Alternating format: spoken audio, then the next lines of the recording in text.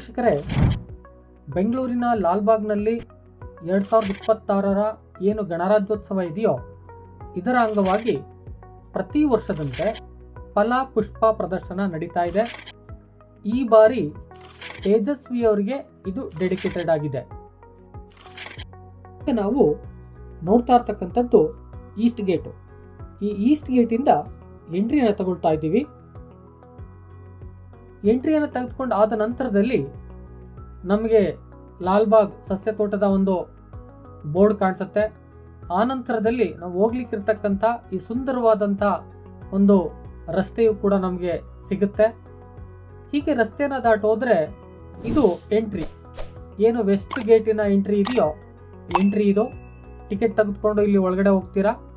ಎಡಭಾಗದಲ್ಲಿ ಈ ಒಂದು ಕೆಂಪೇಗೌಡನ ಒಂದು ಗೋಪುರ ಇರತಕ್ಕಂಥ ಬಂಡೆ ಹೌಸ್ ಕೂಡ ಸಿಗುತ್ತೆ. ತೇಜಸ್ವಿ ಅವರ ಆ ಒಂದು ಚಿತ್ರಣದ ಬಗ್ಗೆನೂ ಕೂಡ ಹೇಳಿದ್ದಾರೆ.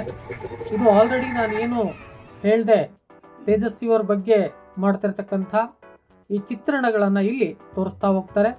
ಹಾಗೆ ಮುಂದುವರೆದು ಹೋದ್ರೆ ಗಾಜಿನ ಮನೆಗೆ ಹೋಗ್ಬೋದು. ಆ ಕಡೆ ಈ ಕಡೆ ನೋಡ್ಕೊಳ್ತಾ ಹೋದ್ರೆ ಗಾಜಿನ ಮನೆ ಸಿಗುತ್ತೆ.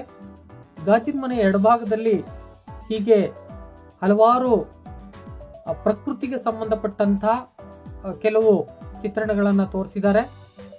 ಈಗ ಪೀಕಾಕ್ ನೋಡಿ, ಬರೀ ಹೂಗಳಲ್ಲಿ ಹೇಗೆಲ್ಲ ಮಾಡ್ಬೋದು ಇದನ್ನು ಕೂಡ ತೋರಿಸಿದ್ದಾರೆ. ನಂತರದಲ್ಲಿ ಹಾಗೆ ನೋಡ್ತಾ ನೀವು ಮುಂದುವರೆದ್ರೆ ಬಲಭಾಗದಲ್ಲೂ ಕೂಡ ಪುಷ್ಪಗಳಿಂದ ಅಲಂಕೃತ ಆಗಿರ್ತಕ್ಕಂಥ ಹಲವಾರು ಚಿತ್ರಣಗಳನ್ನು ನೋಡ್ಬೋದು. ಮತ್ತೆ ತೇಜಸ್ವಿಯವರನ್ನ ನೋಡ್ಬೋದು. ಮತ್ತೆ ಎಡಭಾಗದಲ್ಲೇ ಈ ತರ ಹಾರ್ಟ್ ಶೇಪ್ ಫ್ಲವರ್ಗಳನ್ನು ಕೂಡ ಆ ಒಂದು ಮೊಮೆಂಟೋ ರೀತಿನಲ್ಲಿ ಮಾಡಿ ನಿಲ್ಲಿಸಿದ್ದಾರೆ. ಆನಂತರದಲ್ಲಿ ಇದರಿಂದ ಸ್ವಲ್ಪ ಮುಂದುವರೆದ್ರೆ ನಿಮಗೆ ಹಾಗೆ ಎಂಟ್ರೆನ್ಸ್ ಸಿಗುತ್ತೆ. ಅಂದರೆ ಎಡಭಾಗದಲ್ಲಿ ಇದ್ದೀರಾ, ಹಾಗೆ ನೀವು ಮುಂದುವರೆದ್ರೆ ಬಲಭಾಗದಲ್ಲಿ ಎಂಟ್ರೆನ್ಸ್ ಸಿಗುತ್ತೆ. ಇದರ ಎಡಭಾಗದಲ್ಲಿ ನಿಮಗೆ ಫೌಂಟೈನ್ ಕೂಡ ಸಿಗುತ್ತೆ. ಹೀಗೆ ನೀವು ಎಂಟ್ರಿಯನ್ನು ತಗೋಬೇಕಾಗತ್ತೆ. ಈ ಗಾಜಿನ ಮನೆ ಒಳಗಡೆ ನೀವು ಎಂಟ್ರಿಯನ್ನು ತಗೊಳ್ತೀರಾ. ತೆಗೆದುಕೊಂಡ ನಂತರದಲ್ಲಿ ಒಂದು ಪುಷ್ಪ ಲೋಕವೇ ನಿಮಗೆ ತೆರೆಕೊಳ್ಳುತ್ತೆ. ಅದರ ನಡುವೆ ಕಾಡು, ತೇಜಸ್ವಿಯವರ ಜೀವನ, ಅವರ ಸಾಹಿತ್ಯಿಕ ಜೀವನ ಪ್ರತಿಯೊಂದು ಕೂಡ ಅನಾವರಣ ಆಗ್ತಾ ಹೋಗುತ್ತೆ. ಇಲ್ಲಿ ತೇಜಸ್ವಿಯವರ ತಂದೆ ತಾಯಿಯ ಸ್ಟ್ಯಾಚ್ಯೂವನ್ನ ಕೊಟ್ಟಿದ್ದಾರೆ. ಆ ನಂತರದಲ್ಲಿ ತೇಜಸ್ವಿ ಅನಾವರಣ ಆಗ್ತಾ ಹೋಗ್ತಾರೆ.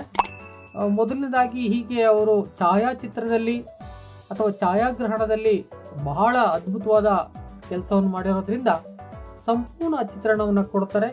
ಇಲ್ಲಿ ಬಾಲ್ಯದಿಂದ ಕೊನೆಯವರೆಗೆ ಏನೇನೆಲ್ಲ ಅವ್ರ ಘಟನೆಗಳು ನಡೆದೋ ಅದನ್ನು ಕೂಡ ತೋರಿಸ್ತಾ ಹೋಗ್ತಾರೆ. ಮತ್ತೆ ನಮ್ಗೆ ಸಿಗ್ತಕ್ಕಂಥ ಕಾಡಿನ ಫಲಗಳಾಗ್ಬೋದು, ನಾಡಿನ ಫಲಗಳಾಗ್ಬೋದು, ಪ್ರತಿಯೊಂದನ್ನು ಕೂಡ ಇಲ್ಲಿ ತೋರಿಸ್ತಾ ಹೋಗ್ತಾರೆ. ವಿಶೇಷವಾಗಿ ಕಾಡಿನ ಫಲಗಳನ್ನು ಇಲ್ಲಿ ತೋರಿಸ್ತಾ ಹೋಗ್ತಾರೆ. ಜೊತೆಗೆ ತೇಜಸ್ವಿ ಮತ್ತು ತಂದೆ ಓಡಾಟವನ್ನು ಮಾಡ್ತಿರ್ತಕ್ಕಂಥ ಸ್ಕೂಟರ್ ಬಗ್ಗೆ ವಿಶೇಷವಾಗಿ ಬರ್ಕೊಳ್ತಾರೆ. ಅದನ್ನು ಕೂಡ ಇಲ್ಲಿ ಅನಾವರಣ ಮಾಡಿದ್ದಾರೆ. ನಂತರದಲ್ಲಿ ಅವರು ಮೀನು ಹಿಡಿತಾ ಇದ್ದದ್ದಾಗ್ಬೋದು, ಶಾಮಣ್ಣನ ಜೊತೆ ಓಡಾಟ ಮಾಡ್ತಿದ್ದಾಗ್ಬೋದು, ಪ್ರತಿಯೊಂದನ್ನು ಕೂಡ ಹೀಗೆ ಪುಷ್ಪಗಳ ನಡುವೆನೆ ಆ ಚಿತ್ರಣಗಳನ್ನು ಅನಾವರಣ ಮಾಡ್ತಾರೆ. ಆನಂತರದಲ್ಲಿ ಕಾಡು, ನಿಮಗೆ ಗೊತ್ತಿದ್ದ ಹಾಗೆ ಅತ್ಯಂತ ಪ್ರೀತಿಯ ಕಾಡು ತೇಜಸ್ವಿಯವರಿಗೆ. ಜೊತೆಗೆ ಕರ್ವಾಲೋ, ಒಂದು ಅದ್ಭುತವಾದಂಥ ಕಾದಂಬರಿ, ಅದ್ರ ಬಗ್ಗೆನೂ ಒಂದಷ್ಟು ಸಂಕ್ಷಿಪ್ತ ವಿಚಾರಗಳನ್ನು ಕೂಡ ತಿಳಿಸ್ಕೊಡ್ತಾರೆ. ಚಿತ್ರಕಾರರೊಬ್ಬರು ದಾರದಿಂದ ಹೀಗೆ ತೇಜಸ್ವಿಯವ್ರನ್ನ ಮೂಡಿಸಿದ್ದಾರೆ. ಅದನ್ನು ಕೂಡ ಇಲ್ಲಿ ಅನಾವರಣ ಮಾಡಿದ್ದಾರೆ. ಆನಂತರದಲ್ಲಿ ತೇಜಸ್ವಿಯ ಒಂದೊಂದು ವ್ಯಕ್ತಿತ್ವವನ್ನು ಕೂಡ ಇಲ್ಲಿ ಅನಾವರಣ ಮಾಡ್ತಾ ಹೋಗ್ತಾರೆ. ಅದನ್ನ ನೋಡ್ಬೋದು. ಅವರು ವೀಣಾವಾದಕರಾಗಿದ್ದದ್ದು, ಮತ್ತೆ ಪೇಂಟಿಂಗ್ ಅನ್ನ ಮಾಡ್ತಾ ಇದ್ದದ್ದು, ಇದೆಲ್ಲವೂ ಕೂಡ ವಿಶೇಷವಾಗಿ ಇಲ್ಲಿ ಚಿತ್ರಿತ ಆಗ್ತಾ ಬಂದಿದೆ, ಮೂಡ್ ಬಂದಿದೆ. ಆ ನಂತರದಲ್ಲಿ ಅವರು ಹೇಗೆ ಕೃಷಿಕರಾಗಿದ್ರು, ಒಬ್ಬ ಉತ್ತಮ ಕೃಷಿಕರಾಗಿ ಕಂಡು ಬರ್ತಾ ಇದ್ರು. ಜೊತೆಗೆ ಅವರು ಹಲವಾರು ವ್ಯಕ್ತಿಗಳೊಡನೆ ಇಟ್ಕೊಂಡಿದ್ದಂತಹ ಒಡನಾಟ ಆಗ್ಬೋದು, ಮತ್ತೆ ಕಾಡಿಗೆ ಹೋದಂಥ ಸಂದರ್ಭದಲ್ಲಿ ಅವರು ಒಂದು ಬಂದೂಕನ್ನು ತೆಗೆದುಕೊಂಡು ಹೋಗ್ತಾ ಇದ್ದಂಥ ಸಂದರ್ಭ ಆಗ್ಬೋದು. ಇವೆಲ್ಲವನ್ನು ಕೂಡ ಇಲ್ಲಿ ಅನಾವರಣ ಮಾಡ್ತಾ ಹೋಗ್ತಾರೆ. ಜೊತೆಗೆ ಈ ತಂತ್ರಜ್ಞಾನ ಅಂದ್ರೆ ಕನ್ನಡವನ್ನ ತಂತ್ರಜ್ಞಾನಕ್ಕೆ ಒಗ್ಗಿಸಬೇಕು, ಕನ್ನಡಕ್ಕೆ ತಂತ್ರಜ್ಞಾನ ಒಗ್ಗದೆ ಹೋದ್ರೆ ಕನ್ನಡ ಬಳಕೆ ಅಥವಾ ಕನ್ನಡ ಭಾಷೆಯ ಉಳಿವು ಕಷ್ಟ ಆಗುತ್ತೆ ಅನ್ನೋ ಹಿನ್ನೆಲೆಯಲ್ಲಿ ಅವರು ಬರೆದಂಥ ಕೆಲವು ಸಾಲುಗಳಾಗ್ಬೋದು, ಮತ್ತೆ ಅವರೇ ಟೈಪಿಂಗ್ ಅನ್ನ ಮಾಡ್ತಿದ್ದು ಮತ್ತು ಉತ್ತಮ ಛಾಯಾಚಿತ್ರಕಾರರಾಗಿದ್ದು ಬಹಳ ಅದ್ಭುತವಾದಂಥ ಚಿತ್ರಗಳನ್ನ ನಾವು ಕಾಣ್ಬೋದು. ನೀವು ಹೋಗಿ ವೆಬ್ಸೈಟಲ್ಲಿ ತೇಜಸ್ವಿ ಅವರ ಛಾಯಾಚಿತ್ರಗಳನ್ನ ನೋಡಿದ್ರೆ ಅಷ್ಟು ಅದ್ಭುತವಾಗಿ ಮೂಡ್ ಬರ್ತವೆ. ಅವೆಲ್ಲವನ್ನ ಕೂಡ ಇಲ್ಲಿ ಸ್ಟ್ಯಾಚ್ಯೂ ಮೂಲಕ ಒಂದೊಂದಾಗಿ ಸ್ಟ್ಯಾಚ್ಯೂ ಮೂಲಕ ಪ್ರತಿಬಿಂಬವಾಗಿ ಕೊಡ್ತಾ ಬಂದಿದ್ದಾರೆ. ಇಡೀ ತೇಜಸ್ವಿ ಅವರ ವ್ಯಕ್ತಿತ್ವವನ್ನ ಇಲ್ಲಿ ಅನಾವರಣ ಮಾಡುವ ಪ್ರಯತ್ನವನ್ನ ಮಾಡಿದ್ದಾರೆ. ಆ ನಂತರದಲ್ಲಿ ಸಿರಿಧಾನ್ಯದಿಂದ ತೇಜಸ್ವಿಯನ್ನ ಮೂಡಿಸುವ ಒಂದು ಕೈಚಳಕವು ಕೂಡ ಇಲ್ಲಿ ಮೂಡಿದೆ. ಇದನ್ನ ನೀವು ನೋಡ್ಬೋದು. ಸಿರಿಧಾನ್ಯಗಳನ್ನು ತೆಗೆದುಕೊಂಡು ಆ ತೇಜಸ್ವಿಯವರ ಒಂದು ಭಾವಚಿತ್ರವನ್ನ ಬಿಡಿಸಲಾಗಿದೆ. ಇನ್ನು ಉಳಿದಂತೆ ಪುಷ್ಪ ಪ್ರದರ್ಶನ ಅಂದ ಮೇಲೆ ಡಿಫ್ರೆಂಟ್ ಟೈಪ್ಸ್ ಆಫ್ ನೀವು ಪುಷ್ಪಗಳನ್ನ ನೋಡ್ಬೋದು. ಒಂದೊಂದು ಪುಷ್ಪವು ಕೂಡ ಬಹಳ ಭಿನ್ನವಾಗಿದ್ದಾವೆ. ನಾನು ಆದಷ್ಟು ಅವನ್ನ ಹೇಗೆ ಹತ್ತಿರದಿಂದ ಕ್ಯಾಪ್ಚರ್ ಮಾಡ್ಬೋದು ಅದೇ ರೀತಿನಲ್ಲಿ ಒಂದಷ್ಟು ಪುಷ್ಪಗಳನ್ನು ಕೂಡ ಸೆರೆ ಹಿಡ್ತಿದ್ದೇನೆ. ಅವನ್ನು ಕೂಡ ನೀವು ನೋಡ್ಬೋದು. ನೀವು ಒಂದೊಂದು ಪುಷ್ಪವು ಕೂಡ ಬಹಳ ಚೆನ್ನಾಗಿ ಕಂಡಿವೆ. ಇವನ್ನ ಪ್ರತಿದಿನ ಮೈಂಟೈನ್ ಮಾಡೋದಿದೆಯಲ್ಲ, ಅದು ಕೂಡ ಬಹಳ ಉತ್ತಮವಾದ ಕೆಲಸ ಈ ಲಾಲ್ಬಾಗ್ನವ್ರದ್ದು. ಇವು ಬಾಡ್ತಾ ಇರತಕ್ಕಂತಹ ರೀತಿಯಲ್ಲಿ ನೋಡ್ಕೊಂಡಿದ್ದಾರೆ. ಯಾವಾದ್ರೂ ಹೂಗಳು ಬಾಡ್ದಂತ ಸಂದರ್ಭದಲ್ಲಿ ಅದನ್ನ ಬೇರೆ ಜೋಡಿಸ್ತಕ್ಕಂಥದ್ದು, ಮತ್ತೆ ಇವುಗಳಿಗೆ ನೀರಿನ ಸಿಂಪಡಣೆಯನ್ನ ಮಾಡ್ತಕ್ಕಂಥದ್ದು ನೋಡಿ ಕಾಣಿಸ್ತಾ ಇದೆ ನಿಮ್ಮ ಮೇಲ್ಭಾಗದಲ್ಲಿ. ಯಾವಾಗ್ಲೂ ನೀರಿನ ಸಿಂಪಡಣೆ ಆಗ್ತಾ ಇರುತ್ತೆ. ಇಲ್ಲಿ ಬಂದ್ರೆ ಮಂತ್ರ ಮಾಂಗಲ್ಯ ಮಂಟಪ ಬಹಳ ಇಂಪಾರ್ಟೆಂಟು. ತೇಜಸ್ವಿಯವರೇ ಮಂತ್ರ ಮಾಂಗಲ್ಯಕ್ಕೆ ಒಳಗಾಗಿದ್ದು ತಂದೆಯ ಮಂತ್ರ ಮಾಂಗಲ್ಯದಿಂದ ಅದನ್ನ ಇಲ್ಲಿ ಮಂಟಪವಾಗಿ ನಮಗೆ ಕಟ್ಕೊಟ್ಟಿದ್ದಾರೆ. ಇಂದಿಗೂ ಕೂಡ ಈ ಮಂತ್ರ ಮಾಂಗಲ್ಯ ನಡೀತಾ ಇದೆ. ಎಷ್ಟೋ ಜನ ವಿಚಾರವಾದಿಗಳು ಈ ಮಂತ್ರ ಮಾಂಗಲ್ಯವನ್ನೇ ಮಾಡ್ಕೊಳ್ತಾರೆ, ಬೇರೆ ಏನನ್ನು ಹೋಗಲ್ಲ. ಇನ್ನು ತೇಜಸ್ವಿಯವರ ಧರ್ಮ ಪತ್ನಿಯನ್ನು ಕೂಡ ಇಲ್ಲಿ ಒಂದು ಪ್ರತಿಬಿಂಬವಾಗಿ ತಂದಿದ್ದಾರೆ. ಅವರ ಸ್ಟ್ಯಾಚ್ಯೂವನ್ನು ಕೂಡ ನೀವು ಇಲ್ಲಿ ನೋಡ್ಬೋದು. ಹೀಗೆ ತೇಜಸ್ವಿಯವರಿಗೆ ಸಂಬಂಧಪಟ್ಟಂತಹ ಎಲ್ಲ ವಿಚಾರಗಳನ್ನು ಕೂಡ ಇಲ್ಲಿ ಅನಾವರಣ ಮಾಡ್ತಾ ಹೋಗ್ತಾರೆ. ಮುಂದುವರೆದಂತೆ ನೀವು ನೋಡ್ಬೋದು ತೇಜಸ್ವಿಯವರು ಹೇಗೆ ಕಾಡನ್ನ ಹೋಗ್ತಾ ಇದ್ರು, ತನ್ನ ಬೈಕು, ತನ್ನ ಒಂದು ನಾಯಿ, ಒಂದು ಕ್ಯಾಮರಾ, ಇದ್ರ ಜೊತೆ ಹೇಗೆ ಕಾಡನ್ನ ಹೋಗ್ತಾ ಇದ್ರು. ಯಾವಾಗ್ಲೂ ಕಾಡು ಅಂದ್ರೆ ಅವರಿಗೆ ಬಹಳ ಪ್ರೀತಿ. ಅದನ್ನ ಇಲ್ಲಿ ಮೂಡಿಸುವ ಪ್ರಯತ್ನವನ್ನು ಮಾಡಿದ್ದಾರೆ. ಬಜಾಜ್ ಚೇತಕ್ಕು ಬಹಳ ಆಗಿನ ಕಾಲದಲ್ಲಿ ಒಳ್ಳೆಯ ಒಂದು ಚೇತಕ್ಕು ಅಥವಾ ಬೈಕು, ಅದನ್ನು ಕೂಡ ಇಲ್ಲಿ ತಂದಿದ್ದಾರೆ. ಮತ್ತೆ ಪುಷ್ಪಗಳ ಅನಾವರಣ, ಇನ್ನೊಂದಷ್ಟು ವಿಭಿನ್ನವಾದಂತಹ ಪುಷ್ಪಗಳು ಇಲ್ಲಿ ಕಂಡು ಬರ್ತವೆ. ಡಿಫ್ರೆಂಟ್ ಟೈಪ್ಸ್ ಆಫ್ ಪುಷ್ಪಗಳಿದಾವೆ, ನೀವು ನೋಡ್ಬೋದು. ಅವುಗಳ ಹೆಸರುಗಳನ್ನು ಕೂಡ ಇಲ್ಲಿ ಹಾಕಿದ್ದಾರೆ. ಅವನ್ನು ಕೂಡ ನೀವು ನೋಡ್ತಾ ಹೋಗ್ಬೋದು, ನೋಟ್ ಮಾಡ್ಬೋದು. ಯಾವ್ಯಾವ ಪುಷ್ಪಗಳು ಹೇಗೆ ಅಂತ ಒಂದು ಫೋಟೋ ತೆಗೆದು ನೋಟ್ ಮಾಡ್ಬೋದು. ಎಷ್ಟೋ ಸಂದರ್ಭದಲ್ಲಿ ಒಂದು ಪ್ರಾಜೆಕ್ಟ್ ಮಾಡ್ಬೋದು ಇಲ್ಲಿ ನೀವು ಒಳಗಡೆ ಹೋದ್ರೆ. ಜೊತೆಗೆ ಮಕ್ಕಳು ಕರ್ಕೊಂಡು ಹೋದ್ರೆ ಆರಾಮಾಗಿ ಒಂದು ಪ್ರಾಜೆಕ್ಟ್ ಆಗುತ್ತೆ. ಆ ರೀತಿಯಲ್ಲಿ ಮೂಡಿಸಿದ್ದಾರೆ.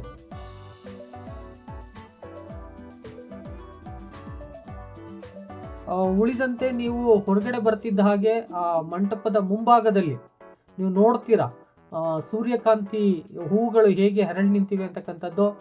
ಮತ್ತೆ ಇಲ್ಲಿ ಒಂದು ಬುಗ್ಗೆ ಯಾವಾಗಲೂ ಚಿಮ್ತಾ ಇರುತ್ತೆ. ಬಹುತೇಕವಾಗಿ ಇಲ್ಲಿ ಫೋಟೋ ಸೆಷನ್ಗಳು ಮಾಡ್ತಕ್ಕಂಥ ಜನ, ಇವುಗಳನ್ನು ಕೂಡ ನಾವು ನೋಡ್ಬೋದು. ಇದು ಏನು ನೀವು ಈಸ್ಟ್ ಗೇಟ್ ಇಂದ ಬಂದ್ರೋ ಅದರ ಆಪೋಸಿಟ್ ಇರ್ತಕ್ಕಂಥದ್ದು. ಹಾಗೆಯೇ ಮುಂದೆ ಬಂದ್ರೆ ನಿಮ್ಗೆ ಈ ಮಂಟಪ, ವಾದ್ಯ ಮಂಟಪ ಸಿಗುತ್ತೆ. ಇಲ್ಲೂ ಕೂಡ ಸೂರ್ಯಕಾಂತಿ ಒಂದು ಗಿಡಗಳನ್ನ, ಹೂಗಳನ್ನ ಬಹಳ ಜೋಡಿಸಿಟ್ಟಿದ್ದಾರೆ. ಇದನ್ನು ಕೂಡ ನೀವು ನೋಡ್ಬೋದು, ಬಹಳ ಸಂತೋಷವಾಗಿ ಇದನ್ನ ಅನುಭವಿಸ್ಬೋದು. ಅಷ್ಟು ಗಿಡಗಳು ಕೂಡ ಇಲ್ಲಿದ್ದಾವೆ. ನಂತರದಲ್ಲಿ ಇದಕ್ಕೆ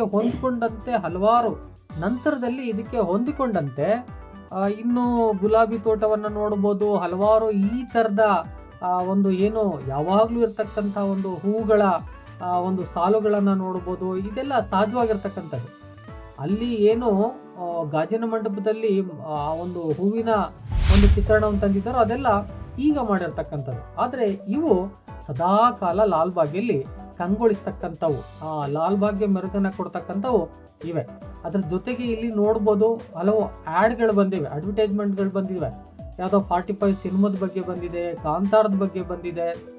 ಮತ್ತು ವಿಶೇಷವಾಗಿ ಒಂದು ಗಮನಿಸ್ಬೋದು, ಇಲ್ಲಿ ಸುದರ್ಶನ್ ಸಿಲ್ಕ್ ಅವರು ಆ್ಯಡ್ಗಳನ್ನು ಕೊಟ್ಟಿದ್ದಾರೆ. ಇಲ್ಲಿ ಬಹುತೇಕವಾಗಿ ಈ ಆ್ಯಡ್ಗಳು ನುಸುಳ್ಕೊಂಡಿರೋದು ಯಾಕೆ ಅಂತ ನನಗೆ ಗೊತ್ತಿಲ್ಲ. ಯಾರಿಗಾರು ಗೊತ್ತಿದ್ರೆ ಕಾಮೆಂಟನ್ನು ಮಾಡಿ. ಹೀಗೆ ಆ್ಯಡ್ಗಳು ಕೂಡ ಈ ಬಾರಿ ಬಹುತೇಕವಾಗಿ ನಾನು ಗಮನಿಸಿದ್ದು ಈ ಬಾರಿ ಬಂದಿದೆ.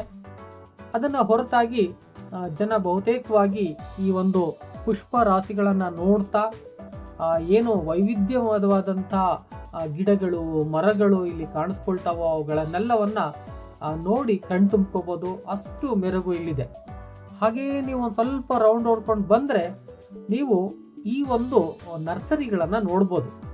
ಇವುಗಳನ್ನು ಕೂಡ ಪ್ರದರ್ಶನ ವಿತ್ ಸೇಲ್ ಎರಡಕ್ಕೂ ಇಟ್ಟಿದ್ದಾರೆ. ಭಿನ್ನವಾದಂಥ ಒಂದು ಹೂಗಳು ಸಸಿಗಳು ಇಲ್ಲಿ ಸಿಗ್ತವೆ.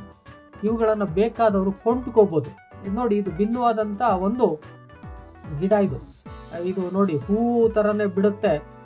ಗೊತ್ತಿದ್ರೆ ಯಾರಿಗಾದ್ರೂ ಇದು ಯಾವುದು ಅಂತಕ್ಕಂಥದ್ದನ್ನ ಕಾಮೆಂಟ್ ಮಾಡಿ ತಿಳಿಸಿ. ಇಲ್ಲಿ ನಾನು ಕೆಲವನ್ನ ಶೋ ಮಾಡ್ತೀನಿ. ನನಗೆ ಇದರ ಹೆಸರುಗಳು ಕೂಡ ಗೊತ್ತಿಲ್ಲ. ಯಾರಿಗಾದ್ರೂ ಗೊತ್ತಿದ್ರೆ ಆ ಫ್ಲವರ್ ಹೆಸರಾಗ್ಬೋದು, ಆ ಗಿಡದ ಹೆಸರಾಗ್ಬೋದು, ಗೊತ್ತಿದ್ರೆ ದಯಮಾಡಿ ಕಾಮೆಂಟ್ ಮಾಡಿ. ಎಷ್ಟೋ ಜನಕ್ಕೆ ಗೊತ್ತಾಗುತ್ತೆ ಇಲ್ಲಿರ್ತಕ್ಕಂಥ ಒಂದು ಹೂ ಯಾವುದು ಅಂತೇಳಿ. ನೀವು ಆ ಮೂಲಕ ಒಂದಷ್ಟು ಜನರಿಗೆ ಮಾಹಿತಿಯನ್ನು ಹಂಚ್ಬೋದು. ಬಹಳ ಭಿನ್ನವಾದಂಥ ಒಂದು ಹೂಗಳನ್ನು ಕೂಡ ಇಲ್ಲಿ ನೋಡ್ಬೋದು. ಅವುಗಳ ಸಸಿಗಳು ಕೂಡ ಮಾರಾಟಕ್ಕೆ ಸಿಗ್ತವೆ. ಅವುಗಳನ್ನು ಕೂಡ ನಾನು ಒಂದಷ್ಟು ತೋರಿಸುವ ಪ್ರಯತ್ನವನ್ನು ಮಾಡಿದ್ದೇನೆ. ಹಾಗೆ ನೀವು ಮುಂದುವರಿತಾ ಬಂದರೆ ಇವು ಸಾಲು ನರ್ಸರಿಗಳು ಸಿಗ್ತವೆ. ನಿಮಗೆ ಅಲ್ಲಿ 2-3 ನರ್ಸರಿಗಳು ಸಿಗ್ತವೆ. ಅವುಗಳಲ್ಲೆಲ್ಲ ನೀವು ನೋಡ್ಬೋದು, ಬೇಕಾದವನ್ನ ಕೊಂಡ್ಕೋಬೋದು. ನೋಡಿ, ಈ ಥರದ ಒಂದು ಹೂಗಳು ಭಾಳ ಅದ್ಭುತವಾಗಿದೆ.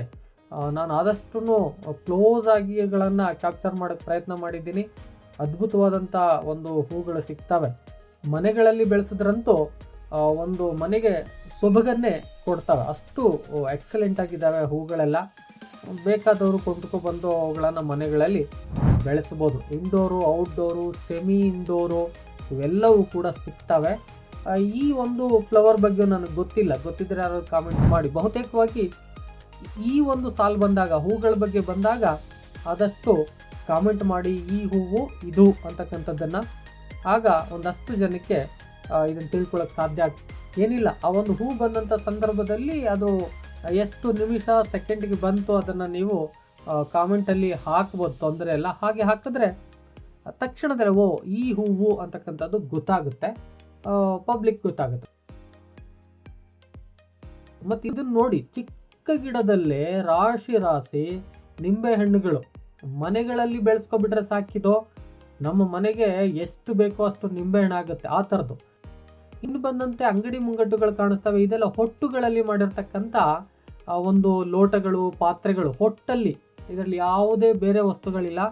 ನಾವು ಭತ್ತದ ಹೊಟ್ಟು ಮತ್ತು ಬೇರೆ ಹೊಟ್ಟುಗಳನ್ನು ತೆಗಿತೀವಲ್ಲ, ಹೊಟ್ಟುಗಳಲ್ಲಿ ನಿರ್ಮಿಸಿರ್ತಕ್ಕಂಥ ಒಂದು ಉತ್ಪನ್ನಗಳು. ಎಷ್ಟೆಷ್ಟೆಲ್ಲ ಇನೋವೇಟಿವ್ ಆಗಿರ್ತವೆ. ಇವನ್ನೆಲ್ಲ ಕಲಿಬೋದು ನಾವು. ಜೊತೆಗೆ ಇವುಗಳನ್ನು ಈಗ ಮಾರ್ಕೆಟಿಗೆ ತರ್ಬೋದು. ಹೆಲ್ತ್ ಕಾನ್ಸಿಯಸ್ ಇರುವಂಥ ಸಂದರ್ಭದಲ್ಲಿ ಇವುಗಳನ್ನು ಮಾರ್ಕೆಟಿಗೆ ತಂದರೆ ಭಾಳ ಉತ್ತಮವಾಗುತ್ತೆ. ಆ ನಿಟ್ಟಿನಲ್ಲೂ ಕೂಡ ಇವನ್ನ ಬಳಸ್ಕೋಬೋದು. ಇನ್ನು ಚನ್ನಪಟ್ಟಣದ ಚಿನ್ನದ ಗೊಂಬೆಗಳು ನೋಡಿ, ಅದ್ಭುತವಾಗಿ ಪ್ರತಿ ಬಾರಿಯೂ ಕೂಡ ಚನ್ನಪಟ್ಟಣದ ಬೊಂಬೆಗಳು ಬರ್ತವೆ. ಎಲ್ಲ ಕಡೆಯೂ ಇರ್ತವೆ. ಆ ಲಾಲ್ಬಾಗಲ್ಲೂ ಕೂಡ ಹಾಗೆ ಪ್ರತಿ ಬಾರಿಯೂ ಕೂಡ ಚನ್ನಪಟ್ಟಣದ ಬೊಂಬೆಗಳು ಬರ್ತವೆ. ಇನ್ನು ಉಳಿದಂತೆ ಇದನ್ನು ಮಿಸ್ ಮಾಡ್ಕೋಬೇಡಿ. ತೇಜಸ್ವಿಯವರು ಮತ್ತು ಚಿಟ್ಟೆ ಆರ್ ಕೀಟ, ತೇಜಸ್ವಿಯವ್ರಿಗೂ ಕೀಟಗಳಿಗೂ ಭಾಳ ಒಂದು ಅವಿನಾಭಾವ ಸಂಬಂಧ ಅಂತ ಹೇಳಬೇಕು. ಸಂಶೋಧನೆ ತಂದೆಯವರು ಮತ್ತು ತೇಜಸ್ವಿಯವರು ಈ ಕೀಟಗಳ ಬಗ್ಗೆ ಬಹಳ ಸಂಶೋಧನೆಯನ್ನು ಮಾಡ್ತಕ್ಕಂಥವ್ರು. ಆ ಹಿನ್ನೆಲೆಯಲ್ಲಿ ಆ ಒಂದು ಕೀಟಗಳ ಬಗ್ಗೆನೇ ಒಂದು ಆವರಣವನ್ನು ಮಾಡಿಟ್ಟಿದ್ದಾರೆ. ನಾನೊಂದಷ್ಟು ಫಾಸ್ಟ್ ಮೂವಿಂಗಲ್ಲಿ ತೋರಿಸ್ತೀನಿ, ನೀವು ಹೋದಾಗ ಮಿಸ್ ಮಾಡಬಾರ್ದು. ಹಾಗೆ ನೀವು ವಾಪಸ್ ಬರಬೇಕಾದ್ರೆ ಏನು ಈ ಫ್ಲವರ್ ಎಲ್ಲ ನೋಡಿಕೊಂಡು ಈ ಈಸ್ಟು ಒಂದು ಗೇಟಿಗೆ ಬರ್ತಾ ಇರ್ತೀರೋ ಆ ಸಂದರ್ಭದಲ್ಲಿ ಬಲಭಾಗದಲ್ಲಿ ಇದು ಕಾಣಿಸುತ್ತೆ. ಕೀಟ ಒಂದು ಇಲಾಖೆಯವರು ಮಾಡಿರ್ತಕ್ಕಂಥ, ಇನ್ಸೆಕ್ಟ್ಸ್ ಇಲಾಖೆಯವರು ಮಾಡಿರ್ತಕ್ಕಂಥ, ಅಂದರೆ ಸಸ್ಯಶಾಸ್ತ್ರಕ್ಕೆ ಸಂಬಂಧಪಟ್ಟಂತೆ ಈ ಒಂದು ಕೀಟಗಳನ್ನು ನೀವು ನೋಡ್ಬೋದು. ಭಿನ್ನವಾದ ಕೀಟಗಳು, ಆ ಕೀಟಗಳನ್ನೇ ಅಲಂಕಾರವಾಗಿ ಮಾಡಿದ್ದಾರೆ. ನೀವು ನೋಡಬೇಕು ಇದು ಹೆಣ್ಣು ಮಕ್ಕಳ ಆಭರಣಗಳ ರೀತಿಯಲ್ಲಿ ಜೋಡಿಸೋದಾಗ್ಬೋದು, ಇವನ್ನೆಲ್ಲ ಕೊಟ್ಟಿದ್ದಾರೆ. ಮತ್ತೆ ಇಲ್ಲಿ ಡಿಸ್ಕ್ರಿಪ್ಷನ್ಸ್ ಇದೆ, ಇವೇನು ಇವ್ರ ಬಗ್ಗೆನೂ ಓದ್ಬೋದು. ಜೊತೆಗೆ ಡೀಟೇಲ್ಸ್ ಕೂಡ ಮೇಲ್ಗಡೆ ಕಾಣಿಸುತ್ತೆ, ಅಷ್ಟನ್ನು ಕೂಡ ನೋಡ್ಬೋದು. ಹಾಗೆ ಮುಂದುವರೆದು ಬಂದರೆ ಒಬ್ಬರು ನೋಡಿ ಚಿತ್ರಗಳನ್ನು ಬರ್ಕೊಡ್ತಕ್ಕಂಥವ್ರು ಸಿಗ್ತಾರೆ, ಬೇಕಾದ್ರೆ ನೀವು ಬರ್ಸ್ಕೋಬೋದು. ಇನ್ನು ಬಲಭಾಗದಲ್ಲಿ ನಿಮ್ಗೆ ಗೊತ್ತೇ ಇದೆ, ಒಂದು ಗುಡ್ಡ, ಭಾಳ ಚೆನ್ನಾದಂಥ ಗುಡ್ಡ ಅದನ್ನು ಕೂಡ ನೀವು ನೋಡ್ಬೋದು.